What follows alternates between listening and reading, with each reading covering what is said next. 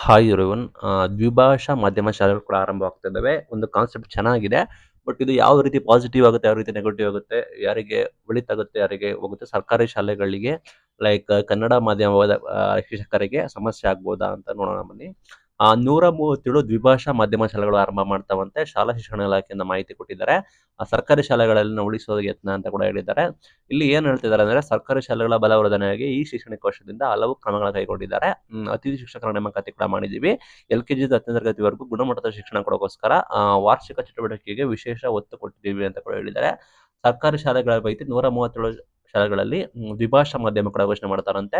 1ರಿಂದ 5ನೇ ತರಗತಿ ಶಾಲೆಗಳಲ್ಲಿ ಇಂಗ್ಲಿಷ್ ಮತ್ತು ಕನ್ನಡ ಭಾಷೆಯಲ್ಲಿ ಬೋಧನೆಗೆ ಕ್ರಮ ವಹಿಸ್ತೀವಿ ಅಂತ ಕೂಡ ಹೇಳಿದ್ದಾರೆ. ಅಂಡ್ 6ನೇ ಕ್ಲಾಸಿಂದ ಕಂಪ್ಲೀಟ್ ಇಂಗ್ಲಿಷ್ ಅನ್ನು ನಾವು ಅಡಾಪ್ಟ್ ಮಾಡ್ತೀವಿ ಅಂತ ಕೂಡ ಹೇಳಿದ್ದಾರೆ. 1ರಿಂದ 5 ಕನ್ನಡ ಇಂಗ್ಲಿಷ್ ಎರಡು ಕೂಡ ಇರುತ್ತೆ. 6ರಿಂದ ಇಂಗ್ಲಿಷ್ ಅಡಾಪ್ಟ್ ಮಾಡ್ತೀವಿ ಅಂತ ಹೇಳಿದ್ದಾರೆ. ಬಟ್ ಅಲ್ಲಿ ಇಂಗ್ಲಿಷ್ ಅಡಾಪ್ಟ್ ಮಾಡೋದು ಓಕೆ. ಬಟ್ ಕನ್ನಡ ಮಾಧ್ಯಮ ವಿದ್ಯಾರ್ಥಿಗಳು ಅವರು ಆಸಕ್ತರು ಕನ್ನಡದಲ್ಲಿ ನಾನು ಮಾಡಬೇಕು ಅನ್ನೋರ ಕತೆ ಏನು ಅಂತ ಮಾಡತ್ತೀನಿ. ಕತೆ ಏನು ಅಂತ ಕೇಳಕ್ ಇಷ್ಟಪಡ್ತೀನಿ. ಬಟ್ ಇಂಗ್ಲಿಷ್ ಮಾಧ್ಯಮ ಓಕೆ, ಇಂಗ್ಲಿಷ್ ಬೇಕು ಅಂತ ಎಲ್ಲ ಪೇರೆಂಟ್ಸ್ಗಳು ಕೂಡ ಇಂಗ್ಲಿಷ್ ಮೀಡಿಯಂ ಸ್ಕೂಲ್ ಕಡೆ ಹೋಗ್ತಾ ಇದ್ದಾರೆ. ಕನ್ನಡ ಯಾರು ಕಲಿತಾ ಇಲ್ಲ. ಹೀಗಾಗಿ 69 ಸರ್ಕಾರಿ ಶಾಲೆಗಳಲ್ಲಿ LKG, UKG ಕೂಡ ಆರಂಭಿಸಿದ್ದಾರೆ. ಗ್ರಾಮೀಣ ಭಾಗದ ಮಕ್ಕಳು ಕೂಡ ಲೈಕ್ ಆಕರ್ಷ ಆಗ್ತಾ ಇದ್ದಾರೆ ಅಂತ ಹೇಳಿದ್ದಾರೆ. ಲೈಕ್ ಇದು ಒಂದು ಆಕ್ಚುಲಿ ಗುಡ್. ನಾನು ಕೂಡ ಕನ್ನಡ ಮಾಧ್ಯಮದಲ್ಲಿ ಓದಿದ್ದೆ. ಸ್ಟಾರ್ಟಿಂಗ್ 1ರಿಂದ 5 ಅಥವಾ 6ನೇ ತಾರೀಕು 5ರಿಂದ 6ನೇ ತರಗತಿವರೆಗೂ. ನಂತರ ವಸತಿ ಶಾಲೆಗಳಿಗೆ ಹೋಗ್ಬೇಕಿತ್ತು. ಲೈಕ್ ಅದು ಕೂಡ ಗೌರ್ಮೆಂಟೇ. ಬಟ್ ವಸತಿ ಶಾಲೆಯಲ್ಲಿ ಇಂಗ್ಲಿಷ್ ಟೀಚ್ ಮಾಡ್ತಾರೆ. ಲೈಕ್ ನಾನು ಹೋಗಿದ್ಕೆ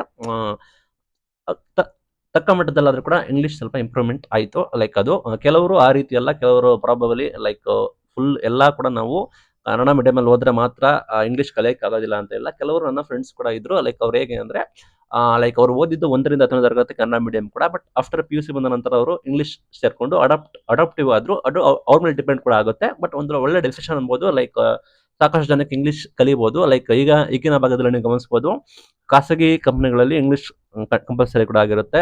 ಲೈಕ್ ಇಂಗ್ಲಿಷ್ ಒಂದು ಇಂಟರ್ನ್ಯಾಷನಲ್ ಲ್ಯಾಂಗ್ವೇಜ್ ಆಗಿರುತ್ತೆ. ಆ ನಿಟ್ಟಿನಲ್ಲಿ ಆಗುತ್ತೆ. ಇದು ಯಾವ ರೀತಿ ಶಿಕ್ಷಕರ ಮೇಲೆ ಆಗುತ್ತೆ ಗೊತ್ತಿಲ್ಲ.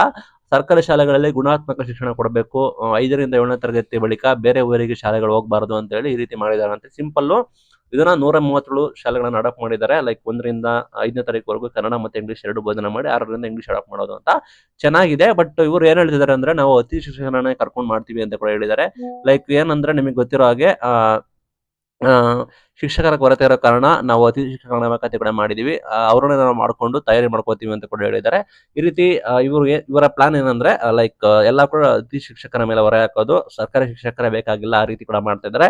ಈ ರೀತಿ ಮಾಡ್ತಿರೋದನ್ನ ನಿಮಗೆ ಇವರು ಚಾಮರಾಜನಗರ ಜಿಲ್ಲೆ ಇಂಪ್ಲಿಮೆಂಟ್ ಕೂಡ ಮಾಡ್ತಾ ಇದ್ದಾರೆ. ಅಲ್ಲಿ ಮೇನ್ ಥಿಂಗ್ ಅತಿಥಿ ಶಿಕ್ಷಕರನ್ನು ತೆಗೆದುಕೊಂಡಿದ್ದಾರೆ. ಲೈಕ್ ನೋಡೋಣ ಇದು ಚೆನ್ನಾಗಿದೆ ಕಾನ್ಸೆಪ್ಟ್ ನಿಮಗೇನು. ಲೈಕ್ ಇದರಿಂದ ಶಿಕ್ಷಕರಿಗೆ ಹೊರೆ ಆಗುತ್ತಾ ಅಥವಾ ಓಕೆನಾ? ಕಮೆಂಟ್ ಮೂಲಕ ತಿಳಿಸಿ. Thank you.